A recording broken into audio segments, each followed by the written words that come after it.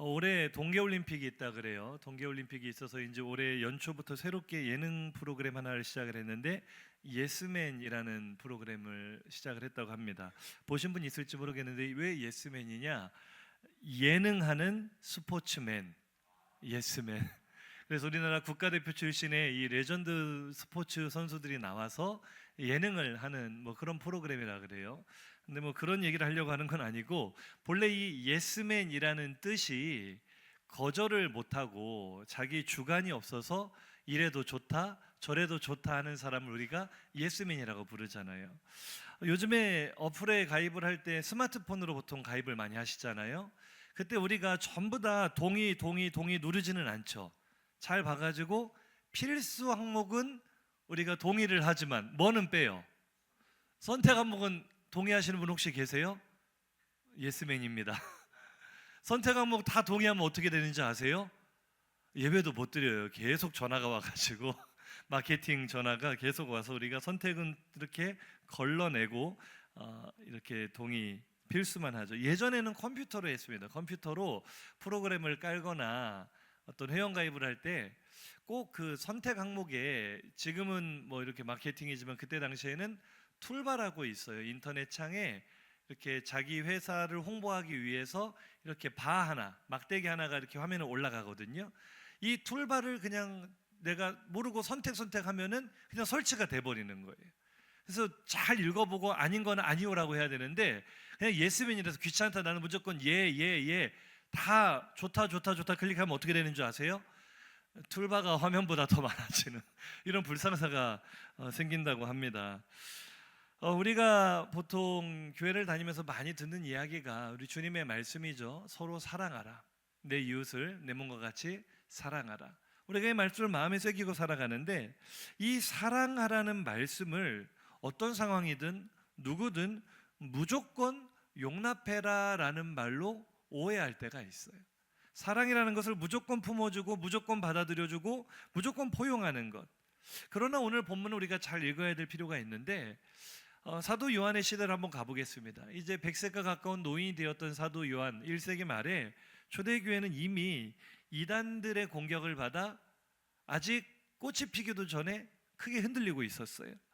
그래서 사도 요한은 우리가 서로 사랑해야 되는데, 흔들리는 교회의 마음이 갈라진 성도들에게도 사랑해야 된다고 가르치고 있지만, 우리가 서로 사랑해야 될 그 사랑의 근본이 무엇인가, 사랑의 정의를 다시 내리고 있습니다. 요한이서 오늘 본문에 조금 앞절인데요, 5절 6절에 보면 사도 요한이 교회의 분열로 인해 상처받고 있는 성도들에게, 부녀들에게 내가 이제 너에게 구한다, 서로 사랑하자, 이런 권면을 시작을 합니다. 그런데 6절에 내려가서는요, 이 사랑을 우리가 꼭 해야 되는데, 6절 노란 글씨 한번 읽어보세요. 시작. 또 사랑은 이것이니 우리가 그 계명을 따라 행하는 것이요. 할렐루야. 자, 사랑의 정의를 다시 내리고 있는데, 우리는 지금까지 사랑을 무조건 포용하는 것, 무조건 받아들이는 것, 이렇게 오해하고 있었단 말이죠. 아마 초대교회 성도들도 다르지 않았을 거예요. 근데 사도 요한은 사랑이 무엇이냐, 우리가 서로 사랑해야 되는데, 사랑이라는 것은 말씀을 따라 행하는 것이다. 감정을 따라 행하는 것이 아니라, 마음을 따라 행하는 것이 아니라, 따라합시다. 사랑은 말씀을 따라 행하는 것입니다. 그러니까 사도 요한은요, 서로 사랑하는 주님의 말씀을 우리가 무분별한 포용으로 오해하지 않도록, 무조건적인 용납으로 오해하지 않도록 이 두 번째 편지를 썼습니다. 왜냐하면 사랑을 오해한 나머지 받아들이지 말아야 될 사람들을 받아들이는 사람들이 초대교회 당시에 많이 있었기 때문이에요. 오늘 이제 본문으로 들어가 7절을 한번 읽어보는데요, 제가 괄호를 좀 추가를 했습니다. 원문에 따라서 한번 괄호까지 포함해서 읽어보겠습니다. 왜냐하면 미혹하는 자가 세상에 많이 나왔나니, 여기까지 보겠습니다. 왜 우리는 사랑을 할 때 사랑하면 다 그냥 사랑하면 되지, 다 품어주면 되지, 왜 말씀을 따라 사랑해야 된다는 기준이 필요할까? 왜 말씀 안에서 사랑을 해야 된다고 할까? 우리 본문은, 우리 한글 성경에는 그냥 7절이 미혹하는 자가 세상에 많이 나왔다 이렇게 기록되어 있지만, 헬라어 원문을 보면은 7절이 호티로 시작해요. 헬라어 호티는 왜냐하면, 그 이유는, 이렇게 설명하는 거예요. 그러니까 6절까지의 내용과 7절까지의 내용이 그 주장과 이유로 연결이 되는데 6절까지의 내용이 뭐였어요? 우리가 서로 사랑하는데 말씀을 따라 행하는 게 사랑이다. 말씀을 따라 사랑해야 된다. 왜냐하면 미혹하는 자들이 세상에 많이 나왔기 때문이다. 너희가 말씀을 따라 사랑하지 않으면 사랑인 줄 알고 다가가다가 미혹하는 자에게 잡아먹힐 수 있다. 그런 얘기예요. 여기서 미혹하는 자라는 것은 길에서 벗어나게 하는 사람들이라는 뜻입니다. 우리가 진리의 바른 길을 따라가다가 어느 시점에선가 미혹하는 사람들을 만나 진리에서 길에서 벗어나게 될 수 있다는 거예요. 길을 잃고 방황할 수 있다는 거예요. 그래서 우리는 말씀을 따라 사랑을 행해야 된다. 다시 초대교회 당시 요한 시대로 가보겠습니다. 이 초대교회는요, 지금같이 담임 목사님들이 있어서 큰 교회 예배당이 또 있어서 모여서 예배드리는 형태가 아니라 순회 설교자들이 있었어요. 설교하는 순회 설교자들이 동네마다 다니면서 또 집집마다 다니면서 순회 설교를 했을 때 이 사람들은 말씀 사역에 전무하기 위해서 다른 일을 하지 않았기 때문에 숙식을 포함한 모든 생활 전반을 이 성도들이 후원해야만 됐어요. 그래서 초대교회 이 성도들의 중요한 의무와 덕목이 있다면 순회 설교자들을 잘 대접하는 것이었어요. 그런데 그 순회 설교자들 가운데는 잘못된 사상을 가르치는 사람들도 있었다는 거죠. 그래서 2세기 초에 기록된 것으로 추정되는 디다케라는 책이 있습니다. 디다케는 12사도의 가르침인데요, 이 디다케에 보면 이 초대교회 성도들이 자기 집에 찾아온 손님을 어떻게 환대해야 되는지 내용이 기록이 되어 있습니다. 규범집이거든요. 조금 살짝 제가 발췌해서 읽어드리면, 주님의 이름으로 방문하는 사람은 누구나 모두 영접하라. 그리고 너희는 그 사람이 진실한지 시험하는 것을 잊지 말라. 이는 너희가 오른편에 속한 사람과 왼편에 속한 사람을 분별할 수 있어야 하기 때문이다. 만약 그 교사가 그릇된 언동을 하며 사도들의 교리를 회파하는 다른 교리를 가르친다면 그의 말을 듣지 말라. 이게 초대교회 당시부터 우리는 당연히 순회 설교자들을 섬겨야 되는데, 그들을 잘 대접해야 되는데, 무조건적으로 대접만 하는 것이 아니라 그들이 무슨 이야기를 하는지를 잘 들어봐라. 할렐루야. 사랑하는 성도님들, 설교를 듣기만 하지 마시고 도대체 목사님이 무슨 소리를 하는지 잘 분별하시기를 주의 이름으로 축복합니다. 한번 인사합시다. 분별하지 않으면 잡아먹힙니다. 분별하지 않고 계속 아멘 아멘 하다 보면은 이게 복음인지 비복음인지 그냥 우리가 끌려갈 수 있어요. 그래서 주의사항이 무분별한 수용이 아닙니다. 우리 그리스도인들은 덮어놓고 믿는 사람들이 아니에요. 베레아 사람들처럼 선포된 말씀을 마음에 간직하고 이것이 정말 그런가? 이것이 정말 진리인가? 말씀을 펴고 성경 속에서 말씀 속에서 그 진리를 깊이 상고하는 것이 우리의 믿음의 출발인 줄로 믿습니다. 한 번 더 인사하세요. 분별해야 합니다. 제가 그런 얘기를 많이 드리잖아요. 웬만하면 유튜브에서 설교 많이 듣지 마세요. 제 설교만 들어야 됩니다, 그런 이야기는 아니고요. 유튜브에 좋은 설교도 많이 있지만 사실은 출처가 불분명한 이야기들도 많이 있어요.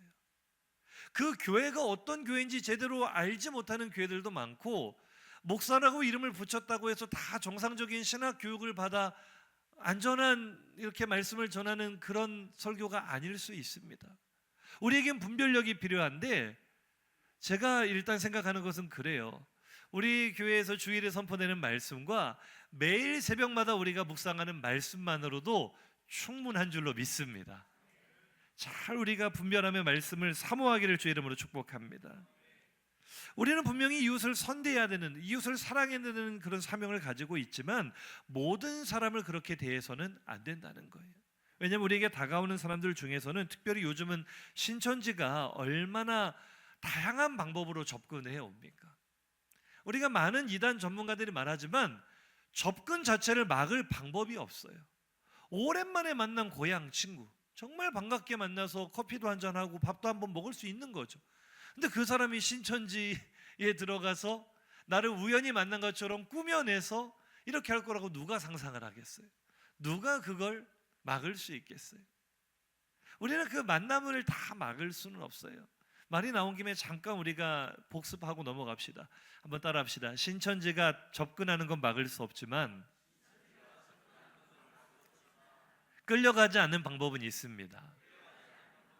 사랑하는 성도님들, 그때 우리 다니엘 기도회 때도 들으셨죠? 한 사람을 포섭하기 위해 얼마나 철저하게 계산하는지 몰라요. 신천지는 버스 정류장에서 우연히 만나는 사람, 지나쳐가는 사람, 내 몸에 부딪혀서 커피를 쏟게 하는 사람, 연락처를 받아가는 사람, 여러 명을 전부 다 무슨 영화를 찍듯이 요소요소마다 배치를 해놓고 우리를 다 그렇게 미혹을 해요. 우리는 그거 못 막습니다. 그러나 우리가 끌려가지 않을 수 있는 한 가지 방법은 신천지 아니라 만천지가 우리에게 어떤 식으로 접근을 해와도요, 결론은 딱 하나예요. 결국은 성경 공부로 우리를 끌어내기 위한 작전이에요. 그러니까 1000가지 만가지 방법으로 우리에게 접근을 해온다 할지라도 어디만 안 따라가면 돼요. 교회 밖에 성경 공부는 100% 신천지라는 것을 100번, 200번 기억하시기를 축복합니다. 대한민국 정상적인 교회가요, 신천지처럼 학원처럼 칠판 걸어놓고 의자, 책상, 의자 다 앉혀놓고 그렇게 앉혀서 성경 공부하는 교회는 없습니다. 성경 공부가 필요하신 분은 저를 찾아오시기 바랍니다. 제가 1:1 과외로 해드리겠습니다. 할렐루야. 우리에게 다가오는 사람이 신천지인지 하나님의 교회인지 우리는 다 알 수가 없어요.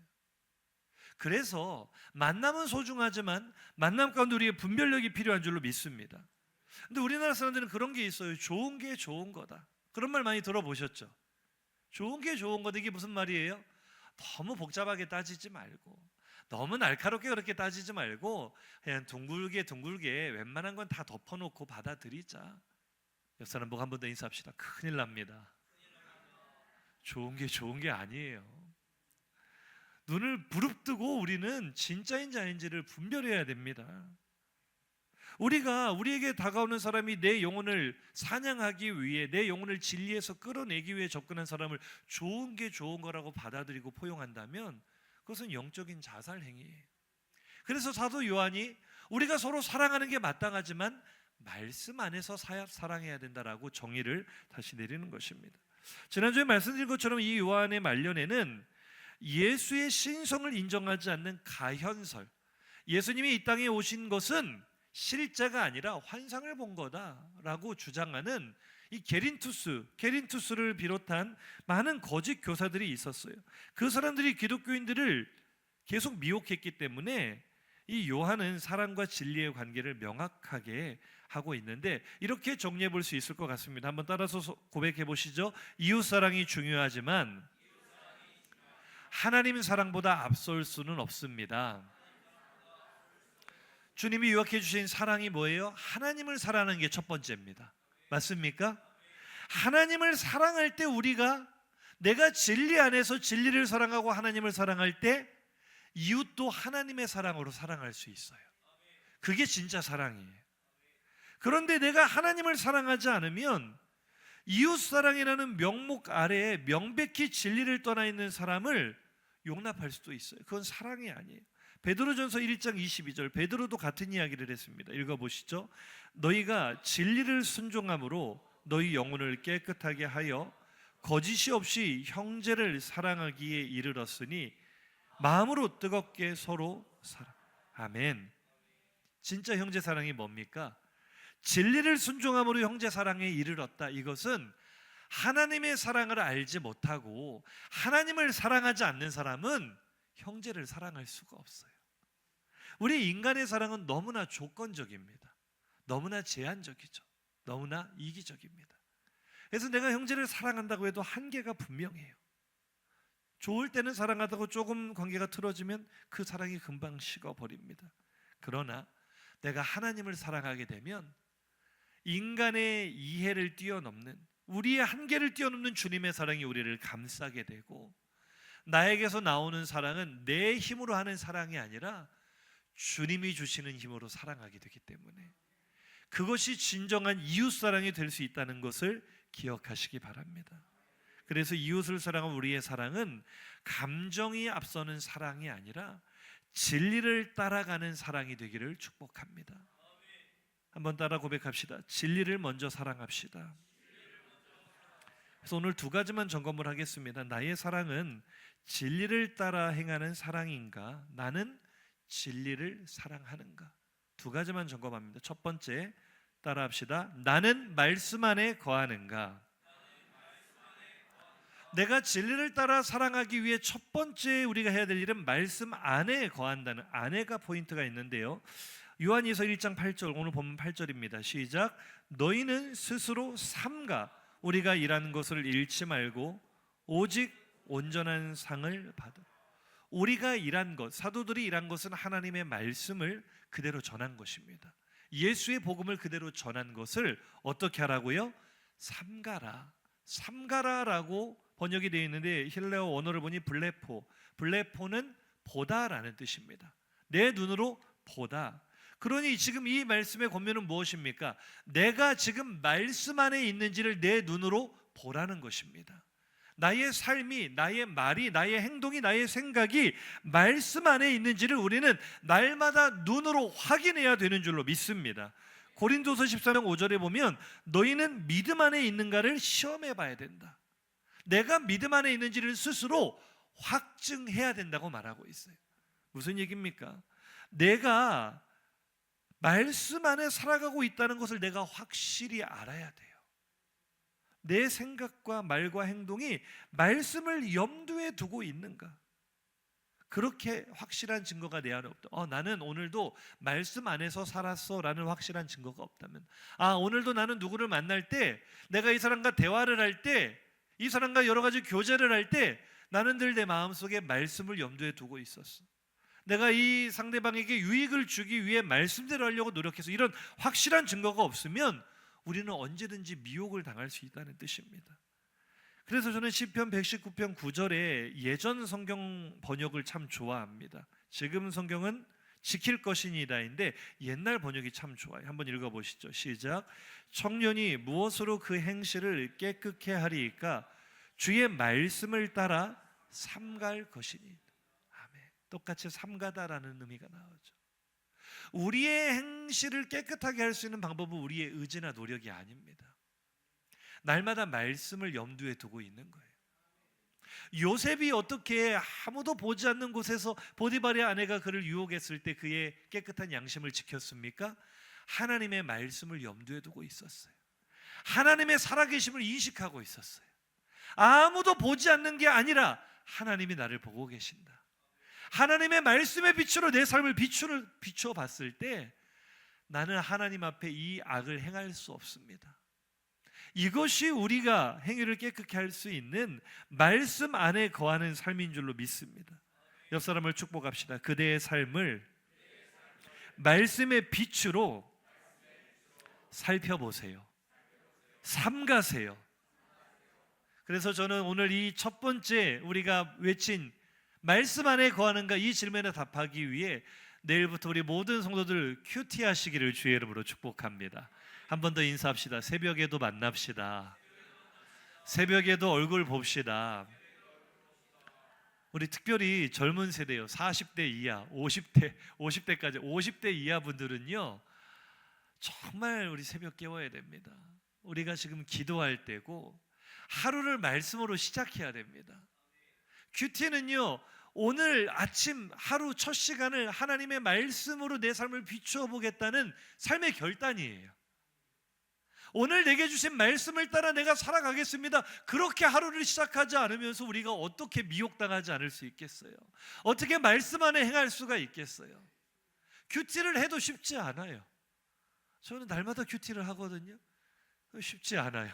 말씀 안에 사는 게 정말 쉽지 않아요. 그런데 그것조차도 하지 않으면 우리의 삶은 말씀과 전혀 상관없는 삶이 돼요. 그럼 우리 입으로 말하는 사랑은 말 그대로 가식이 될 뿐입니다. 위선이 될 뿐입니다.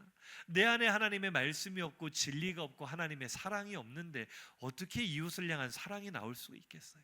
한 번 더 인사합시다. 말씀의 빛으로 그대를 비추세요.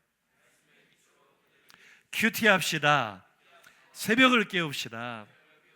두 번째는요, 크게 한번 외쳐봅시다. 나는 말씀 뒤를 따르는가? 우리가 진짜 사랑하는 사람이 되기 위해서는 말씀을 따라 행해야 되는데, 두 번째 점검하는 질문은요, 말씀 앞이 아니라 말씀 뒤를 따르고 있는가? 무슨 이야기인지 오늘 9절 한번 읽어봅시다. 시작. 지나쳐 그리스도의 교훈 안에 거하지 아니하는 자는 다 하나님을 모시지 못하되, 교훈 안에 거하는 그 사람은 아버지와 아들을 모시는. 아멘. 우리가 말씀 안에 거하지 못하는 이유가 뭘까? 말씀을 따라 행하지 못하는 이유가 뭘까? 말씀대로 사랑하지 못하는 이유가 뭘까를 가만히 묵상해 보면 제가 내린 결론은 이것입니다. 그것은 우리가 한국인이기 때문이다. 무슨 얘기인지 모르세요? 한국인의 특징이 뭡니까? 외국 사람들이 제일 빨리 배우는 한국말이 뭔지 아세요? 빨리빨리.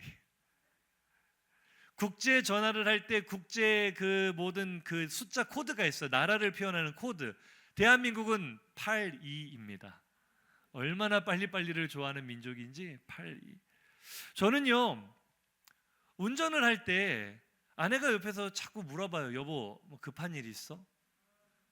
왜 이렇게 운전을 급하게 해? 라고 물어보는데 사실 급한 일이 전혀 없거든요. 그런데 저는 앞에 차가 가로막는 꼴을 못 봐요. 왜 저만 그런 것처럼. 한국 사람 특징 아닙니까? 운전하러 가는데 앞에 뭐가 가로막고 있으면 이거를 제껴서 추월하지 않으면은 막 속에서 불이 올라와서, 제가 별명이 거북인데 사실은 조금 더 붙여서 성질 급한 거북이에요. 성질이 얼마나 급한지. 그렇게 운전하고 충청도로 가니까 옆에 프랜카드에 그렇게 써 있더라고요.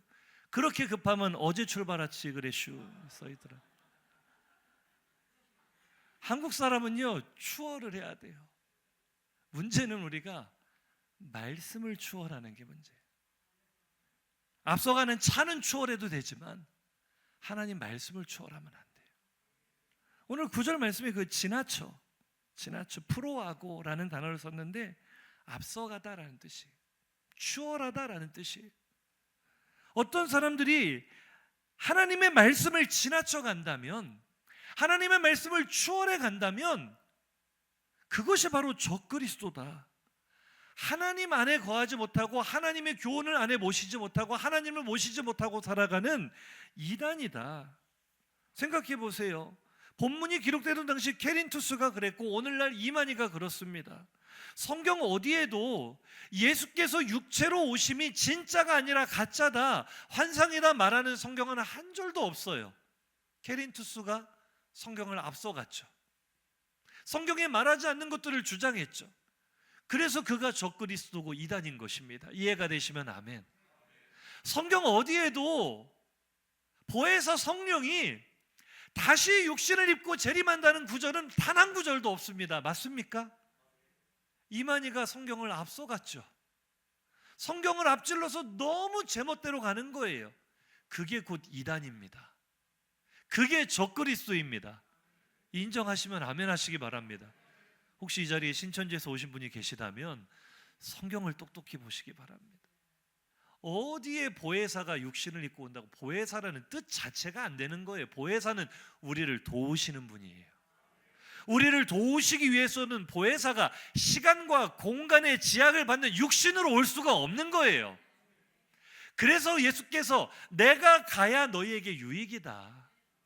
예수께서 올라가셔야 예수의 영이신 성령께서 영으로 오시고, 우리를 도우시는 보혜사는 영이시기 때문에 한국에서나 미국에서나 어느 시간 어느 장소에서도 우리를 도우실 수 있는 거예요. 할렐루야. 신천지의 허무맹랑한 거짓은 그들이 주장하는 보혜사라는 세 글자에서도 드러나요. 어떻게 이만희가 보혜사가 될 수가 있습니까? 이만희가 여기 있습니까? 우리를 도울 수 있습니까? 말도 안 되는 소리죠. 성경을 전혀 모르는 사람들이에요. 성경을 앞질러 가는 거죠. 말씀은 이것이 진리다, 예수만이 진리다라고 우리에게 말해주고 있는데 왜 예수 이외에 다른 이야기를 하는 겁니까? 왜 예수 이외에 다른 구원을 이야기하는 겁니까? 말씀을 앞질러 간다면, 지나친다면 그것이 말씀 안에 거하지 못하는 저주받은 인생이 된다는 것을 기억하시기 바랍니다. 이단 이야기를 주로 했는데요. 사실은 우리 자신도 이 말씀 앞에 세워봐야 돼요. 내가 이단처럼 복음을 거부하는 그런 앞지르기는 하지 않지만 사실은 우리의 삶 속에서 하나님의 말씀이 나를 이끌어가고 있습니까?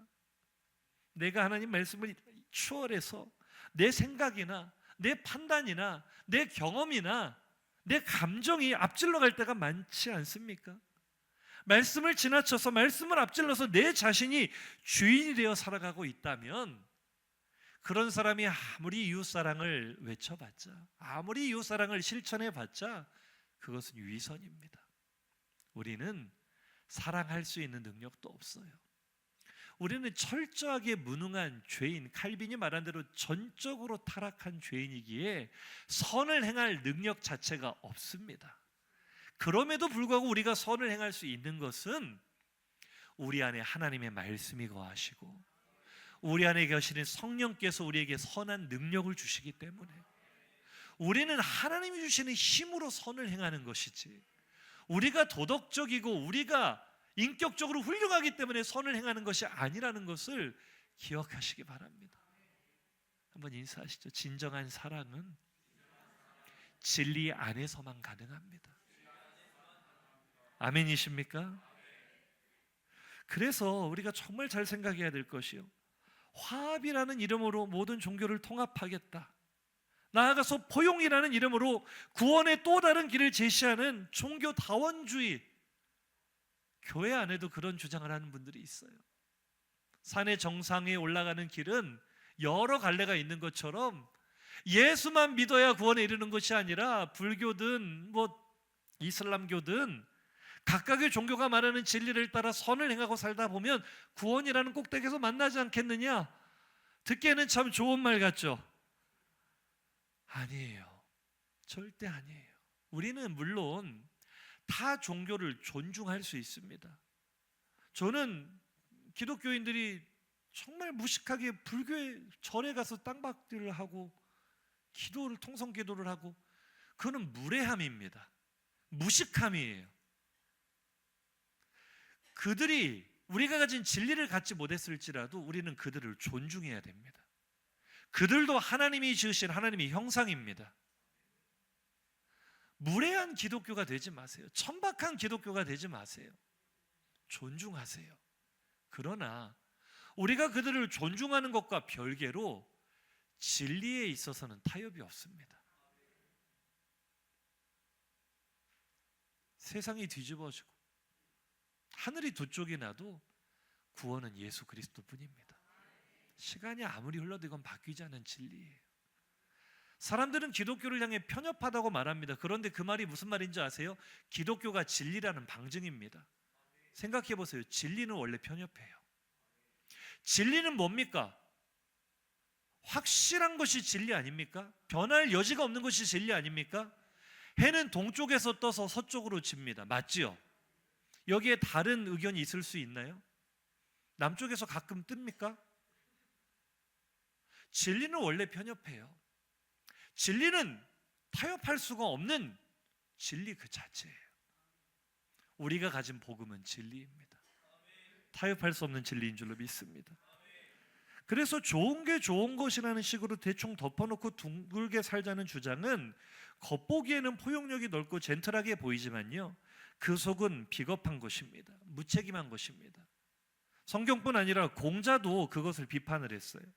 논어 양화편 제13장에 향원 덕지적야라는 말이 나옵니다. 향원 덕지적야.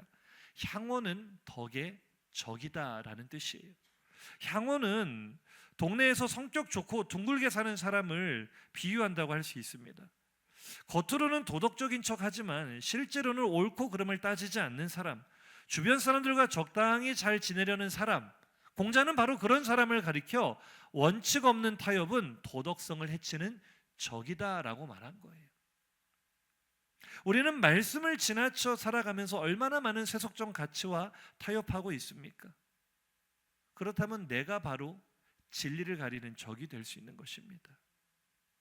그래서 요한은 자신의 시대에 이 순회 설교자들을 환대한다는 명목 아래 비진리와 타협하고 있는 거짓된 잘못된 사상을 받아들이고 있는 사람들에게 이런 강력한 선언을 덧붙이고 있습니다. 오늘 보면 10절 11절이에요. 시작.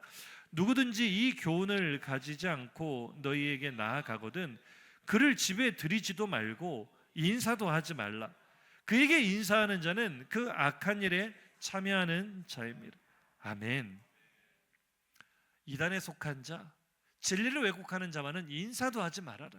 같이 어울리지 말아라. 요한은 실제로 이렇게 말씀드린 행동을 했는데요. 지난주에 제가 그림을 하나 보여드렸어요. 사도 요한과 케린투스의 그림을 보여드렸는데 제가 이것을 분리주의자를 설명하면서 지금 나가는 사람들이 케린투스 일행이라고 잘못 설명을 했어요. 천국에 가면 혼날 거예요. 요한 형님한테. 형님 얼굴도 못 알아보고 반대로 말했다고. 이 그림에 스토리가 있더라고요. 초대교회 교부였던 이레니우스가 이단 반박이라는 책을 쓰면서 자신의 스승 폴리캅이 들려준 이야기를, 실제 이야기를 기록을 해놨어요. 폴리캅이 누구냐면 사도 요한의 제자예요. 그러니까 폴리캅이 실제 사도 요한 옆에서 요한이 살아가는 모습을 직접 목격한 사람이 자기가 직접 보고 들은 이야기를 자기 제자 이레니우스에게 해줬는데 이레니우스가 그걸 책에다 쓴 거예요. 무슨 일이 있었냐면요, 하루는 사도 요한이 에베소의 공중 목욕탕에 갔답니다. 로마 대단해요. 그 시절에 공중 목욕탕이 있었어요. 에베소의 공중 목욕탕에 딱 가서 때를 좀 밀자 하고 들어갔더니 누가 탕 안에 있어요? 게린투스가. 한국 사람도 아니면서 시원하다 이러고 앉아 있는 거예요. 게린투스가 자빠져 있는 모습을 보자마자 요한이 어떻게 한 줄 아세요? 목욕을 하려다가 급히 밖으로 빠져나오면서 이렇게 말했다고 합니다. 진리의 원수인 케린투스가 안에 있으니 목욕탕이 무너질까 두렵구나. 도망치자 하고 나오는 장면이 저 장면이랍니다. 국민 여러분, 저 나오시는 분이 케린투스가 아니라 요한 형님이셨습니다. 기억하시기 바랍니다. 이게 이제 목욕탕에서 케린투스와 요한의 조우했던 그 이야기를 각색한 그림이거든요. 나는 이단에 속한 자와 말도 섞지 않겠다. 같이 목욕도 하고 싶지 않다. 이렇게 요한이 강력하게 말할 때 우리는 주님께서는 내 이웃을 내 몸처럼 사랑하라고 했는데 주님의 말씀에 이렇게 충돌되는 것이 아닐까, 그런 고민하게 됩니다. 그런데 우리가 이것을 너무 사람의 초점을 맞춰서 그러는데요, 사람의 초점을 맞춘다면 이렇게 해석하면 됩니다. 이단에 속한 사람들을 우리는 긍휼히 여겨야 됩니다. 그들이 진리로 돌아오도록 기도해 줘야 됩니다. 그러나 그들과 사랑의 교제를 나눌 수는 없어요. 그들이 진리를 왜곡하고 그들이 우리의 영혼을 미혹하려 하는데 우리가 그들과 교제한다는 것은 처음에 말씀드린 것처럼 영적인 자살행위입니다. 그들을 불쌍히 여기고 기도하시되 관계를 맺지 마시기를 축복합니다. 그들이 그 사상을 버린다면, 비진리를 버리고 진리 안으로 들어온다면 얼마든지 다시 우리는 포용할 수 있죠. 한번 인사합시다. 좋은 게 좋은 것이 아닙니다. 사람이 아니라 이것을 진리에 반하는 세속의 가치관이라 말한다면 어떨까요? 우리는 이 사도 요한 시대의 이단들의 그 위협을 다른 모양으로 오늘날 마주하고 있습니다. 우리의 신앙을 뿌리부터 흔드는 세속에 속한 가치들이 얼마나 많습니까? 우리의 마음을 흔들리게 하는 죄의 욕망들이 얼마나 많습니까? 말씀에서 멀어지게 하는 죄의 유혹들, 우리가 그것을 물리쳐야만 진정한 사랑을 베풀 수 있는 말씀 안에 거하는 사람이 되는 줄로 믿습니다. 아직도 사랑과 포용이라는 명목 아래 이단에 속한 사람들과도 교제해야 된다고 생각하시는 분이 계시다면, 혹은 세속에 속한 가치들과 타협하려 하는 사람이 있다면, 제가 이 이야기로 오늘 설교를 맺고 싶습니다. 예전에 어떤 드라마에 시대의 망언이 나왔었어요. 암세포도 생명이다. 암세포도 생명이니까 어떻게 하겠어요? 같이 살아봐야죠. 그렇게 사실 분 손 한번 들어보십시오. 암세포도 생명이니까 같이 살아야 됩니까? 띄워버려야 됩니까? 옆 사람에게 인사합시다. 암세포는 생명이 아닙니다.